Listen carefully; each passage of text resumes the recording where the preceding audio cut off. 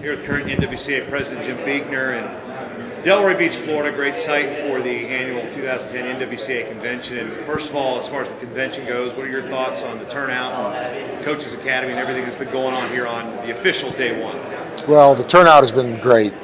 The last 2 years actually have been very, very good. We have a group of solid presenters. We have a group of great coaches.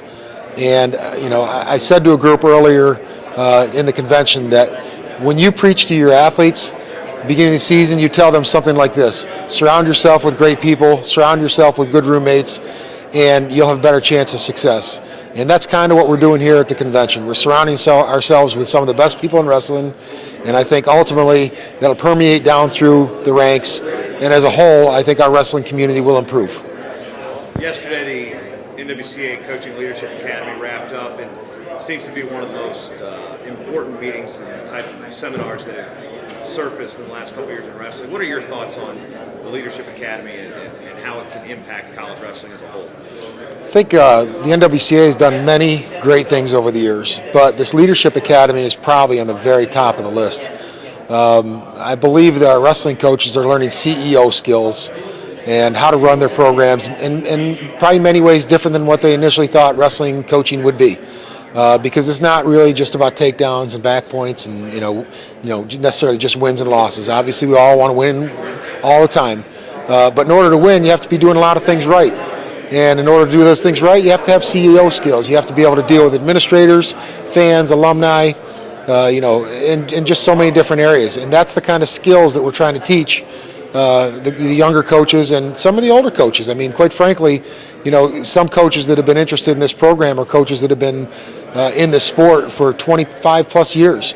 And every time they walk out of here, I hear the same thing. It's a great program, and they learned a lot. So it's really, I think, one of the best things we've ever done. Shifting gears a little bit, talk about your program up in Buffalo. Yep. Kind of been a tough year, not just wrestling-wise, but emotionally. We lost heavyweight here, former heavyweight Jeff Parker. Dan Bishop was hurt on the MAC championships. And where is Buffalo as a program kind of moving forward from those events, and what's it been like as far as a coach? It's probably very taxing, but what do you do as a coach to have to move beyond that? Well, it's pretty hard, but it really focuses you on what's important in life. And, when you really look at it, what's important are the athletes.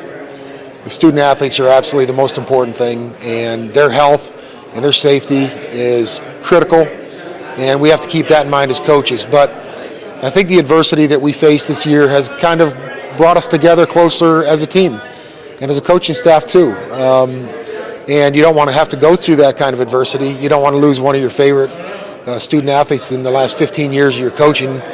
But when that happens, like I said, it really gets you focused, and it puts you in tune with the needs of the other athletes and the team.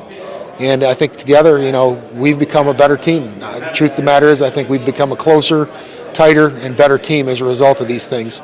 So it was really tough. Jeff Parker was very tough. And Danny Bishop, though, has been kind of the opposite. It was probably one of the most difficult things for the first week that I've ever experienced, knowing that your student athlete might be paralyzed forever.